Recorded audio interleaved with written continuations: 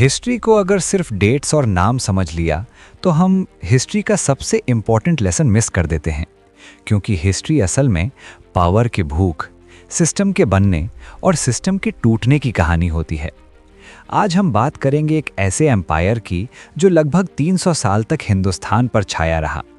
एक ऐसा एम्पायर जिसका असर आज भी हमारी सिटीज़, रोड्स, फोर्ट्स, कल्चर और गवर्नमेंट के स्ट्रक्चर में दिखाई देता है। इस एम्पायर का नाम था the Mughal empire.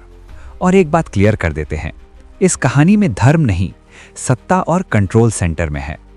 Mughal empire की शुरुआत। मुगल एम्पायर की कहानी इंडिया से शुरू नहीं होती। ये कहानी शुरू होती है सेंट्रल एशिया के बैटलफील्ड से।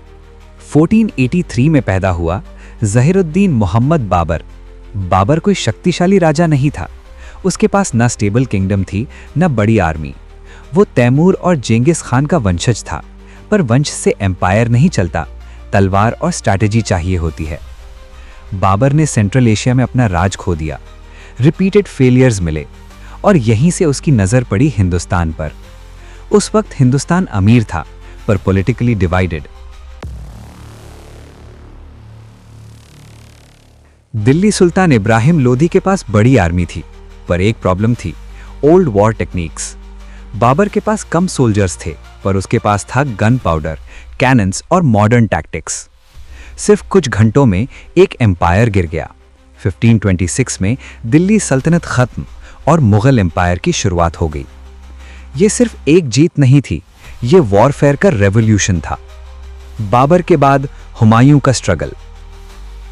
बाबर के बाद गद्दी पर बैठा उसका बेटा हुमायूं। हुमायूं इंटेलिजेंट था, पर डिसीजन मेकिंग में वीक। इस वीकनेस का फायदा उठाया शेर शाह सूरी ने। शेर शाह ने हुमायूं को हरा दिया। मुगल एम्पायर कोलैप्स हो गया। हुमायूं को अपना ही एम्पायर छोड़कर एग्जाइल में जाना पड़ा। 15 साल तक वो भटकता रहा। पर हिस्ट्री सिर्फ हार की नहीं, कम बैक की भी होती है। 1555 में हुमायूं ने दिल्ली वापस जीत ली, पर एक साल बाद सीढ़ियों से गिरकर उसकी मौत हो गई। एम्पायर फिर से डेंजर में आ गया। और हाँ दोस्तों, अकबर और राणा प्रताप के बीच जो हल्दी घाटी में युद्ध हुआ था, आज हमें उसे धर्म के नाम पर बताया जाता है, लेकिन वो युद्ध धर्म पे नहीं बल्कि सत्ता के लिए हुआ था। चलिए अब इसे कंटिन्यू रखते हैं। 1556 में सिर्फ 13 साल का लड़का गद्दी पर बैठा, अकबर। अकबर ने समझा एक बात, एम्पायर सिर्फ लड़ाई से नहीं, सिस्टम से चलता है। अकबर ने हर चीज रीस्ट्रक्चर की। उसने बनाया strong administration, land revenue system, military ranking system. Akbar ने लोकल रूलर्स को दुश्मन नहीं, पार्टनर्स बनाया। राजपूत्स को एम्पायर में जगह दी, गवर्नर्स को पावर दी, पर कंट्रोल के साथ। इसलिए अकबर के टाइम मुगल एम्पायर पहली बार स्टेबल सुपर पावर बना। अकबर के बाद आया जहांगीर। जहांगीर का फोकस था जस्टिस, लॉ और आर्ट। उसके टाइम यूरोपियंस आए, ब्रिटिश, डच, फ्रेंच, सब ट्रेड के लिए।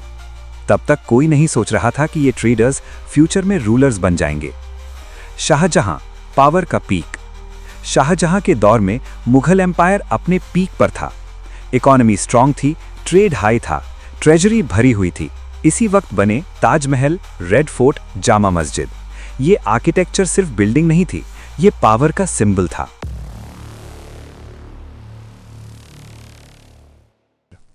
औरंगजेब ने मुगल एम्पायर को सबसे ज्यादा एक्सपैंड किया, पर यहीं से प्रॉब्लम शुरू हुई। एम्पायर बहुत बड़ा हो गया, पर मैनेज करना मुश्किल हो गया।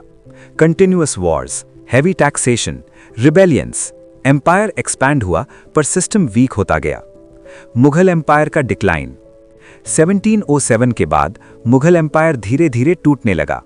वीक रूलर्स आए, कोर्ट पॉलिटिक्स बढ़ी, गवर्नर्स इंडिपेंडेंट होने लगे।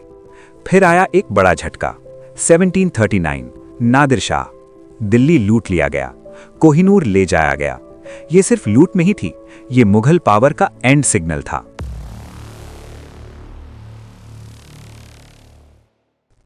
ईस्ट इंडिया कंपनी पहले सिर्फ ट्रेडर थी, फिर पॉलिटिशियन बनी, फिर ruler. 1757 battle of Plassey. British real power में आ गए। मुगल एम्परर सिर्फ नाम का राजा रह गया। 1857 के रिवोल्ट के बाद बहादुर शाह जफर एग्जाइल भेज दिया गया। यहीं पर मुगल एम्पायर ऑफिशियली खत्म हुआ। फाइनल रियलिटी, मुगल एम्पायर का राइज और फॉल एक ही चीज सिखाता है, एम्पायर धर्म से नहीं चलता, एम्पायर चलता है सिस्टम से, इकोनॉमी से, कंट्रोल से, और जब सिस्टम टूट जाता है तो सब कुछ गिर जाता है। ये कहानी सिर्फ मुगल की नहीं, ये हर एम्पायर की कहानी है। अगर आपको ये वीडियो पसंद आई हो तो लाइक जरूर करें और अपनी राय कमेंट में बताएं, और ऐसी डॉक्यूमेंट्री वीडियोस के लिए चैनल को सब्सक्राइब कर लें।